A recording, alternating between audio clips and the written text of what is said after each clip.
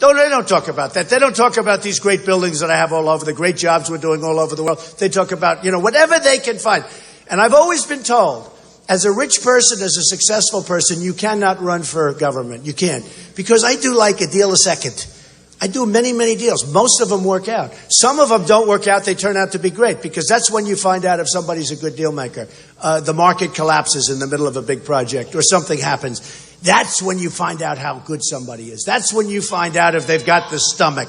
That's when you find out. You go to those banks and you say, boom, boom, boom, and you beat the hell out of everybody. And I'll tell you what, I have made deals that should have been disasters into among the best deals I've ever had. Because during the bad time, when the market collapses, I mean, if you're building a big building and you're going up 90 stories, but on the 45th floor, the market collapses. Everything looks good. You're selling. Everything's good. Then the market collapses. Now you're building a building and there's no market. It's a total disaster. It's not your fault. Your timing might be your fault because, I always like to pick good timing, but not your fault. And then you go in and, yeah, that's true. You have to beat up the banks and you have to beat up everybody around. And you just see, but many of the deals I've had that should have been disasters turned out to be among my best deals. That's when you learn about deal making. That's when you learn who's a good deal maker. So important. So important. So anyway, so let me just tell you a couple of things. We are going to do something that's going to be great. We are a very big beneficiary is going to be Michigan, because I talk about the car business all the time, because the car business is being abused more than most other businesses, right? And a lot of the business comes from overseas, and a lot of the business that you have is now moving to Mexico. Mexico is becoming the new China. What China has done to our country is incredible. They have stolen more money from the United States. It's the worst theft in the history of the world, what they've done to our country. They've taken our jobs. They've taken our money. And I like China. The biggest bank in the world is a tenant of mine in China. They pay their rent on time, I promise. They have 400 million customers. It's the biggest bank in the world. I like China. They're great. But you know what? Their leaders are too smart for our leaders. Because that's not free trade. When you hear these stupid people that think they're very conservative, oh, we are conservative. Donald Trump is not a conservative. You know why they think I'm not a conservative? I believe totally in free trade. But it's got to be fair trade. It's got to be fair. It's got to be fair. See, when they say free trade, they're talking about any free trade, and what they're really talking about is stupid trade. Because in China, they send their products in here, right? And there's no barriers, no nothing. They send whatever the hell they want. How often do you see it where a product is really defective or where it poisons your kids? I mean, you see, they just send the stuff in. When you want to do business with China, folks, it's damn impossible. When you want to get your product, I have friends that are manufacturers, they can't get their product into China. When they do, they're charged a big tax. They're charged a very, very big tax. And you know what? It's not going to happen like that anymore. We're losing $500 billion a year. We have a trade deficit with China. That means they're sending in $500 billion. Do you know what $500 billion? That's a year. So then I hear the stupid people, and some of the stupid people back there, one of them whom I'm looking at, then I hear the stupid people. Donald Trump is not a conservative because he doesn't believe in free trade. I believe in free trade, but it's got to be smart trade. It's got to be fair trade. It's got to be even trade.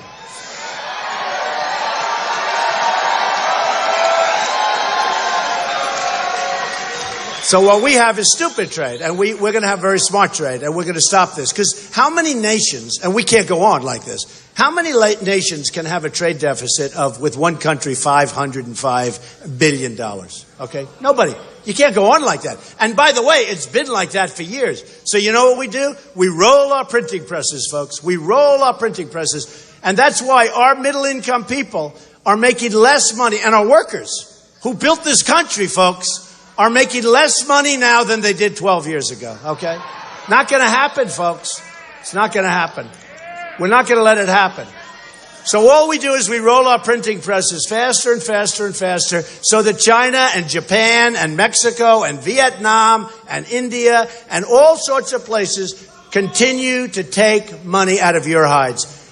We're going to change it. And you know what? We're going to have a better relationship than we have now. If you look at it now, We don't have a good relationship with any of these countries. So it's the worst of all worlds. Number one, they're ripping us off. Number two, they don't even like us. Look at China in the South China Sea.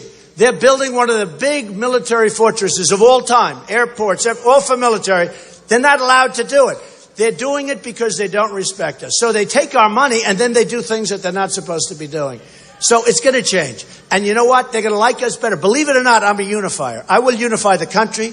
I'm going to unify blacks and whites. I'm going to unify.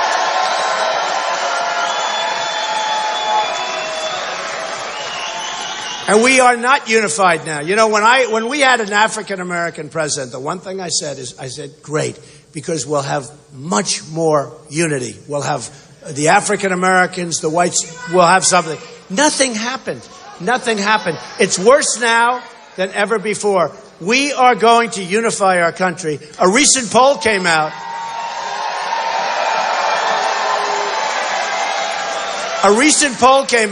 Where the African Americans, I was at 25%. This is as a Republican.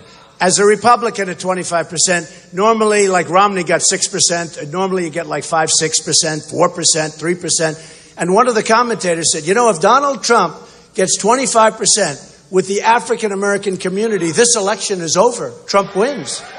Trump wins. But the other thing is, I'm going to bring in Michigan. These are states, just so you understand, that, you know, a guy like a Marco or a guy like Lion Ted Cruz, these are states that a normal Republican, because I'm not a normal Republican in many ways, but a normal Republican cannot think in terms, frankly, I hate to say this, cannot think in terms of bringing in Michigan. And if you don't bring in Michigan, that's, you know, it's tough. It makes it, you have a very narrow road. Structurally, it's very hard for a Republican to get elected. Structurally. But I'm going to bring in places like Michigan. I think we're going to win Michigan. Who is going to vote? Who is going to vote for Hillary over Trump? You want Trump? Who wants Hillary? Who wants Trump? You'll be happy. Oh, you're going to be happy. Oh, you're going to be. So what is happening is I've been winning a lot of polls against Hillary, and I haven't even started on her yet, other than 4 weeks ago where I had to give her a little shot, right? You know the sad thing? Bernie Sanders got all the credit. 4 weeks ago, she said I was sexist, which I'm not. And I said, you can't call me sexist. And then I sort of alluded to the husband. I don't want to go through it right now, but let's put it this way. They had a very tough weekend together, right? And she totally silenced. She totally stopped. And because of the tremendous press that got, not only did she have a bad weekend, but Bernie Sanders looked like a genius. Because her poll numbers went down because of me. Her poll numbers. And Bernie Sanders, all of a sudden, remember the big surge? Bernie Sanders. This guy doesn't have a chance, okay? Bernie Sanders is surging. Hillary's way down. That was 4 weeks ago. Take a look. The day I hit her and her husband, because he was fair game, because he's in the campaign, I said, let me ask you, is he campaigning? Yes. Okay, then here's the story, right? Right?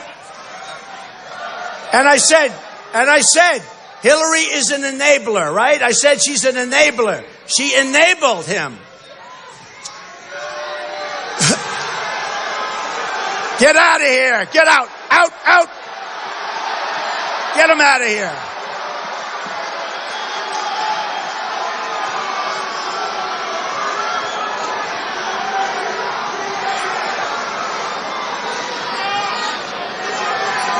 That's strange.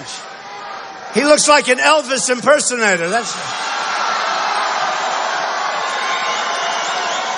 strange, because all the Elvis impersonators love Donald Trump. They love me.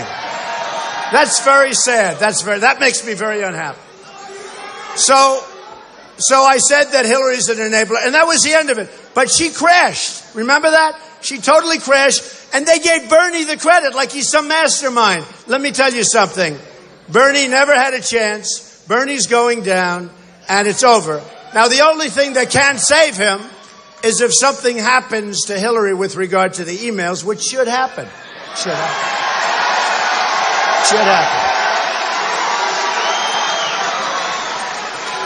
Do you remember, though, and it was a sad thing, do you remember when Bernie, when the microphones were taken over, when the two girls came up, and they took over the mics, they start screaming as he's speaking, and here's what he did. Oh, okay. And he went to the back of the stage, and he watched them speak. I said, that's never happening with Trump, folks. That's never happening. That's not going to happen with your Trump. So here's the story.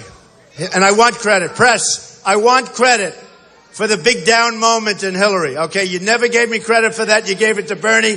Bernie should thank me. I want Bernie to make a speech today and thank me. Because if you look at that, I should get credit. Thank you, media, you dishonest people. Thank you. World's most dishonest people, the media. Oh, they are disgusting. They know. They write stories about me that they know are wrong. But, and just before I get back to the cars, because I do want to talk about cars, and then we get the hell out of here, okay? But I do want to talk about cars. But I have to say this. They will write stories knowing that the stories are wrong. You will say, the New York Times, the failing New York Times wrote a story about me last week that was so wrong that I actually called. Usually I don't even call. I just say, oh, forget it. Because the good news is, for the most part, it's just like newspaper. You throw it away the next day. Nobody even, you make a big deal. You read the story, it's so wrong. Nobody even sees it. It's like, it doesn't matter. Fortunately, a lot of power has been lost. Maybe it's because there's so many different sources or whatever. But the level of dishonesty is absolutely incredible. So it's good. But I want to do something because I think when they write false reports, you and I and anybody else, where they're writing falsely, should have the ability to sue like the New York Times. Now, this only makes it more difficult for me because now they'll come after me even more, but they can't be any worse than they are. They are real scum. So we should have the ability to sue the New York Times or sue the Washington Post. We should have, which is highly inaccurate about me. And look, the Washington Post was bought by the man that runs and has a big chunk of Amazon, right? Right? Right? Okay. That's all right. Get him out. Get him out. Okay, there go the cameras. Look at that. It's the only way we get those cameras to turn.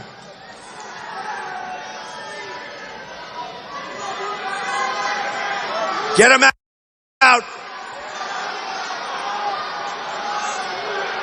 Hey, are Trump rallies the most fun, right? Do we have a good time? We're having a good time.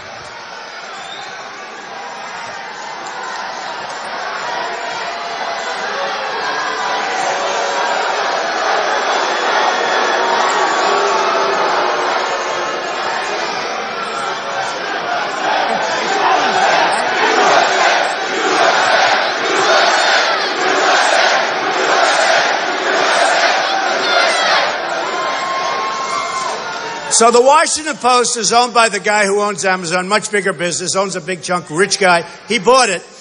And he uses the Washington Post as his power tool so that they don't raise taxes on Amazon. And they don't raise taxes on other things he owns. And it's smart. I mean, I have to tell you, it's smart. It's peanuts for him, so you won't see it closing or anything. They have more reporters than I've ever seen. No, but we got to do something about it. Now, he loses a lot of money with the Washington Post, but that's fine because it doesn't mean it's small money compared to what he has. But he uses that as his lobbying tool, as his political tool, and he's allowed a tax deduction on his losses. So we're going to explain the whole thing. I've been explaining the whole thing. I actually think he's a very nice guy. I think it's a very smart move, but I just want you to understand, these newspapers are so corrupt and so dishonest, we got to do something about it. We got to do something about it. So Tennessee was going to have a car plant. And what happened, they're all set, big foreign company, and boom, one day they read they've decided to go to Mexico just before signing. You all heard about it. It was a terrible thing. And Tennessee lost that plant. And I love Tennessee because they voted for me last week. I mean, Super Tuesday was incredible, right? I don't forget those places that vote for me. The ones that don't, I can maybe forget them. But there haven't been too many of them, have there? But Tennessee was great. We won by a lot. And they're great people, amazing people. Great country music, by the way, but amazing, amazing people.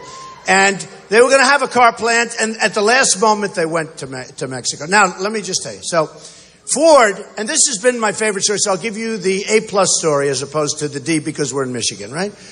So Ford, good company, done a good job and all that, good new person taking over.